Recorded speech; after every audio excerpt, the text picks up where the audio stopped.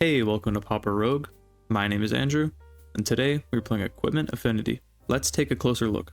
Starting off, we run a really mana-efficient aggressive equipment package. Mirror and Bane Splitter is an equipment that when it enters the battlefield, it attaches itself to a creature we control. There are a lot of other equipment like it in Pauper that also self-equip, but I found that we only need 3, otherwise they can tend to rot in our hand.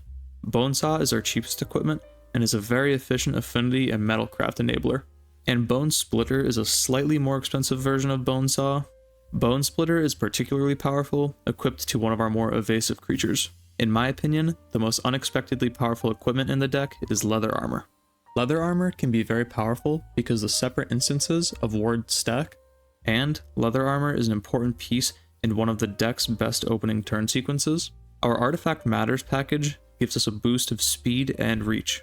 Frogmite is often free by turn 2 to turn 3, and helps us flood the board. Galvanic Blast is a high damage removal spell and can also help out to give the deck some needed reach. Golemskin Gauntlets is our most costly equipment, but it is worth running in low numbers. It's particularly good when put on an invasive creature, and is about as close as you can get to Cranioplating and Pauper. Goblin Tomb Raider is even more consistent in this deck compared to a deck like Mono Red Synth. Not only do we have Great Furnace to enable the Goblin's ability, but we also have Bone Saw. Our most powerful creatures are Champion of the Flame and Ginger Brute. The Champion can become overwhelmingly large and quickly dodge almost any damage-based removal. If you've played or played against Glitter's Affinity, you know how much a pumped up Ginger Brute can be a problem to play against, and in our deck it serves a very similar purpose. Before moving on to the gameplay, I want to talk about a card that did not make the cut into this list. At first glance, Goblin Gavalier looks like it would be a perfect fit into this shell, but unfortunately, through testing, I found that the Gavalier underperformed because it is so easy to kill. Because the Goblin is so easy to kill, I found myself having to run worse equipment to accommodate for its low toughness, which generally lowered the power of the deck. So if you find yourself playing this archetype, I recommend staying away from the Goblin because they seem like a trap. With all that being said, let's hop into the games. We'll be starting off in match 2 of the league. This is because the deck we had faced in match 1 will appear again later in the league. Thankfully, on our turn, our Faithless Looting pays off and finds us a land and a Champion of the Flame. Our opponent seems to be on a pretty slow start, so hopefully that will give us enough time to assemble a threatening board state.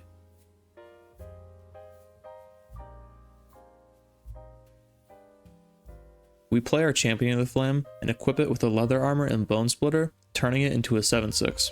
Our opponent follows that up with a very explosive turn, casting a Kuldotha Rebirth into a Goblin Bushwhacker and then swinging in for 12. We block and kill a Goblin and then take 10 damage. On my next turn, I feel I have to race the opponent, so I play a Frogmite for a blocker and swing in for 10 damage. On our opponent's turn, they swing in with all 4 of their creatures, and I block one of them with a Frogmite. After combat, our opponent hits us with 2 Lightning Bolts and a Galvanic Blast, taking game 1. During sideboarding, I go down on targeted removal by taking out 3 Galvanic Blast, and then I bring in 2 Electrickeries and 1 Krark-Clan Shaman to deal with all their X1s. In game 2 on the play, we keep an opening hand that relies pretty heavily on 2 Leather Armors and a Frogmite to ensure that we can have a creature that can survive a Lightning Bolt.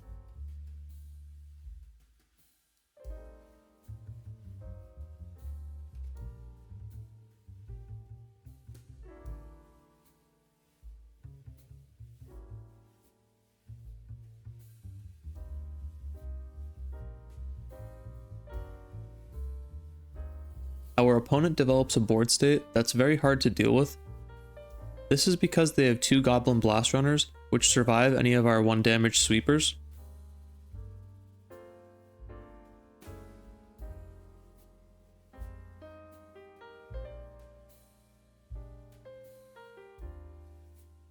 We are able to kill 3 of our opponent's creatures, but I eventually decide that it's too late and concede the match.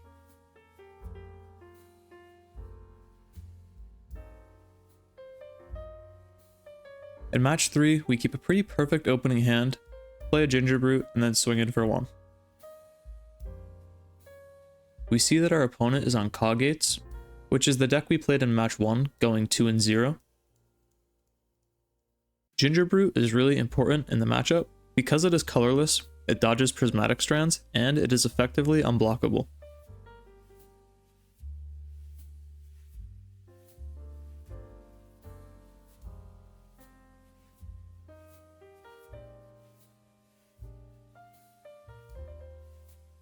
We chain a couple of experimental synthesizers and swing back and forth with our opponent.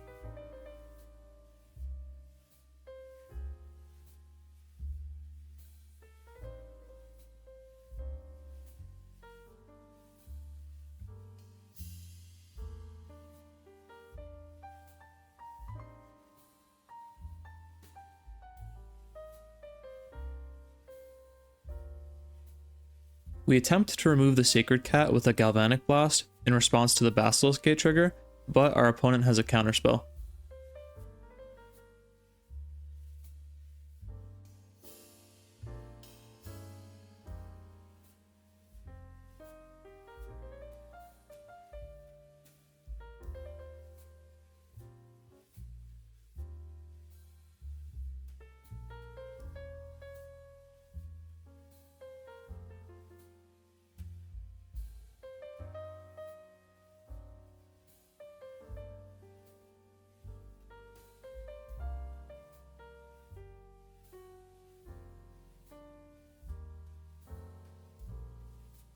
On our turn, we swing in with a very large board state, and in response, our opponent casts a Prismatic Strands, declaring red. In response to the Prismatic Strands, I make a pretty stupid mistake, targeting the Sacred Cat with a Galvanic Blast. During the game, after realizing the mistake I had just made, I began to freak out a little bit, but I eventually had to pass the turn and just hope the opponent didn't realize they had lethal with Squadron Hawk.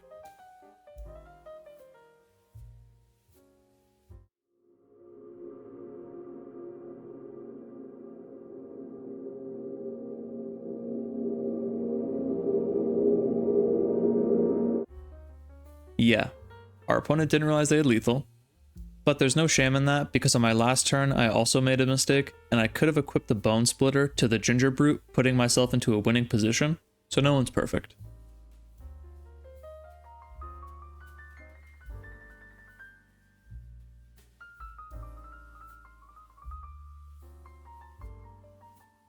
On my next turn, during combat, I make a pretty sloppy play and attack with everything, which was not necessary, because even if we had not drawn the Mirror and Bane Splitter, we still would have had enough damage to kill the opponent with just Ginger Brute.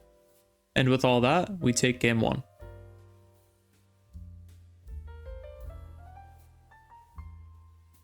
During sideboarding, I take out 4 Galvanic Blast, 2 Faithful Suitings, and 1 Taste for Mayhem, and then I bring in 2 Electrickeries for their X1s, 2 Pyroblasts to fight their counterspells, and 3 Relics to exile their cats and their strands.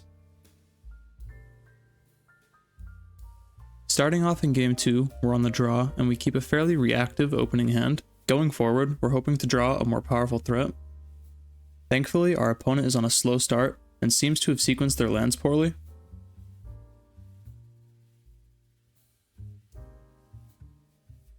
On our turn, we play a Ginger Brute and swing with both of our creatures. In response, our opponent targets our Goblin Tomb Raider with a Hydroblast.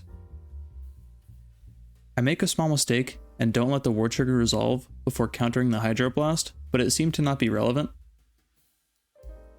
On our opponent's turn, they remove the Ginger Brute with a Journey to Nowhere, paying for the ward cost. After being taken down to 4, on our opponent's turn, they remove our Goblin Tomb Raider with a Hydroblast. For a few turns, we go back and forth with the opponent and not much happens.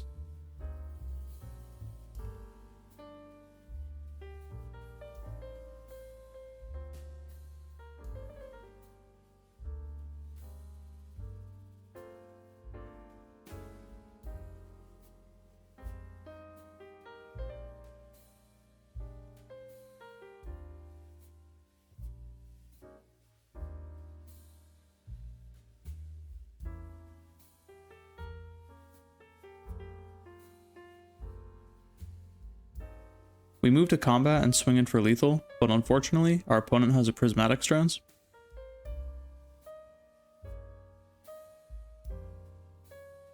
On our opponent's next turn, they play 3 Squadron Hawks.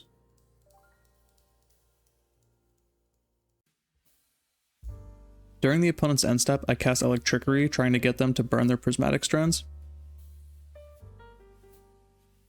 but in response, our opponent cast a Prismatic Strands that they had in hand. On our turn, we play 2 non-red threats that make it more difficult for our opponent to use their Prismatic Strands.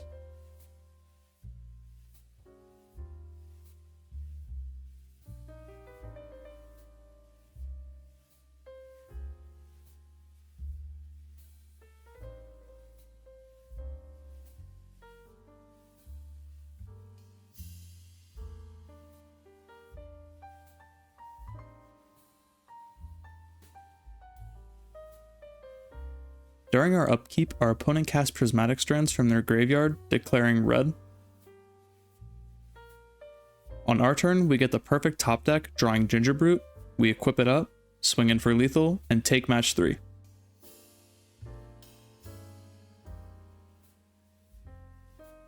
In match 4, we're on the draw against Burn, and we keep a fantastic opening hand with a Leather Armor on turn 1 and a Champion of the Flame on turn 2. This turn sequence is so powerful because it's the only circumstance where we're able to cast and equip a Champion of the Flame on turn 2.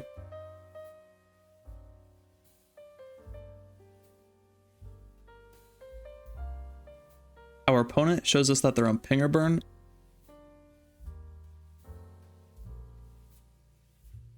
and they get us down to 10.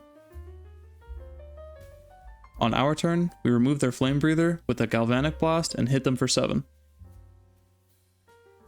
After that, our opponent gets us down to 3 and taps out. On our turn, we draw an equipment that gives us lethal, and we take game 1. In sideboarding, I needed to find a way to take out all their pingers, so I took out both Faithless Lootings for 1 Krark Clan Shaman and 1 Voltage Surge. In game 2, I decide on keeping a pretty risky opening hand, but we keep it because we have multiple threats that will eventually be free, and we also have card draw and removal. We get completely blown out when our opponent casts into the fire our only land. Thankfully, on our next turn, we make our land drop, and after that, our opponent plays a Thermo Alchemist. The rest of this game, we end up getting completely hosed by our opponent. We end up never being able to develop a board state before our opponent's 5th turn, and they burn us out. In match 3, we keep a pretty risky opening hand of 6 on the play. If our opponent has any removal, we'll have no threats to swing with.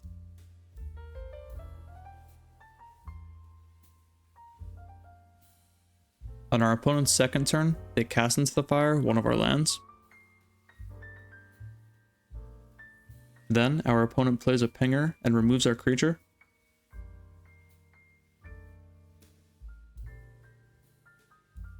Our opponent plays another pinger and removes our next creature.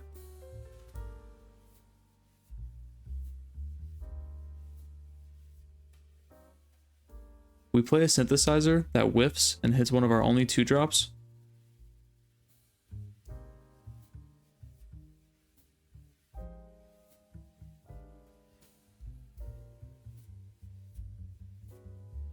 And after that, on our opponent's turn, they burn us out, and we lose match 4.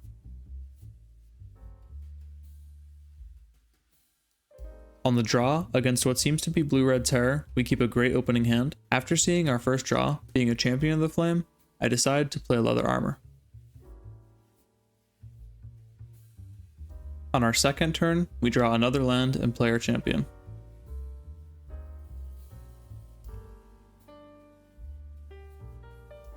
On our 3rd turn, we play a Gingerbrute, and then attempt to cast a Bonesaw, but our opponent counters it. I see that they do this because they probably have a Scred in hand and they don't want my champion to go above 4 toughness. During combat, I Mirren Banesplitter the Champion of the Flame, so the opponent can't Scred it on their next turn. Our opponent taps out because they're forced to Scred our champion twice, and they concede because they see that they'll eventually be open to a lethal attack from Gingerbrute, and we take game 1.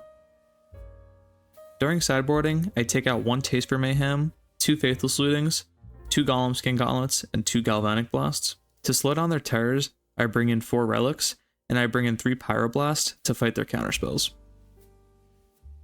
In game 2, we're on the draw and we keep a pretty much perfect opening hand. I play the Goblin Tomb Raider rather than the Champion of the Flame because I want to bait out any removal or counter spells that they might have.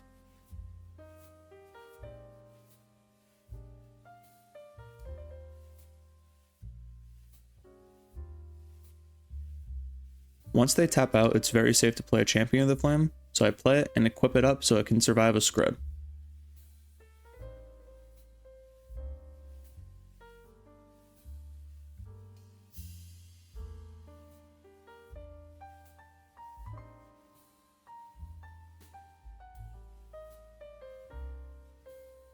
Our opponent attempts to counterspell our leather armor, but we pyroblast it, and then in response our opponent casts Spell Pierce, but we just pay the 2. At this point in the game, we got very unlucky and got a lot of dead draws in a row.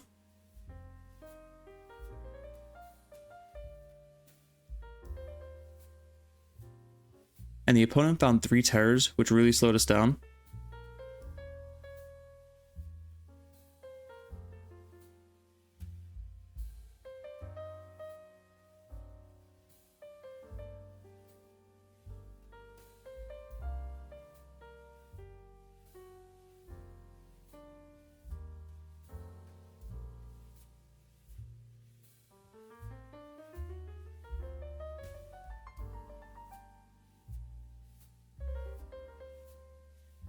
By the time we found a relevant card, the opponent had already drawn multiple interaction pieces.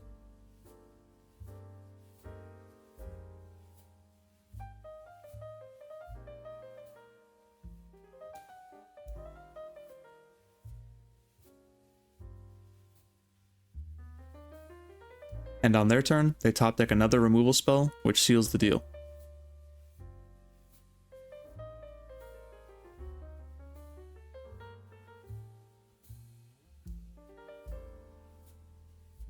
On the play in game 3, we keep a really fast opening hand, and we have to hope the opponent is on a fairly slow start if we want to take this game. We draw a Champion of the Flame, which is pretty nice.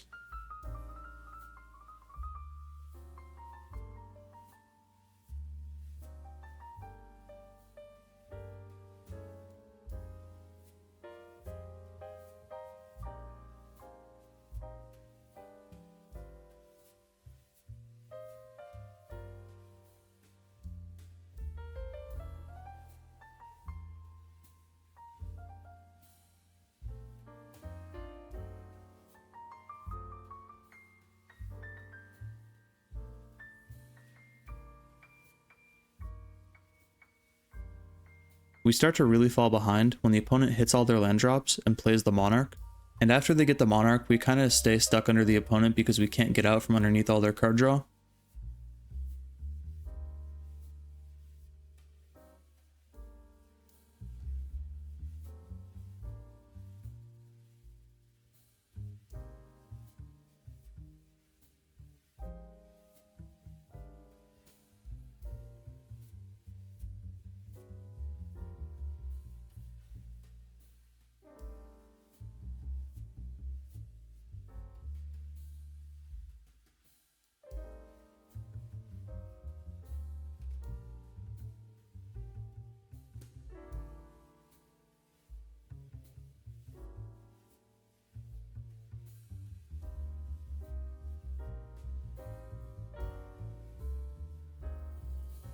We try to resolve some spells, but the opponent easily stops us because they've maintained such a high amount of card advantage, and eventually we lose the match. I finished the league 2-3, which is not the best record, but I'd like to point out how astonishingly unlucky I was in the final match against Blue Red Terror. We had just drawn so many dead draws, and our opponent drew the perfect set of 3 removal spells to deal with all of our creatures. I feel like that match was mine to win, but sometimes you just get really unlucky, and you can't control that. Regardless of the result, I feel the deck performed very well and has real potential. This pool of games are all of the games I've played of this exact 75 shown in this video. The league matches featured in this video are highlighted in yellow. If you made it to the end, I appreciate it so much. I put a large amount of effort to improve the production quality of the video, and I really hope it shows. With all that being said, thank you so much for watching. This has been Pauper Rogue. See you next time.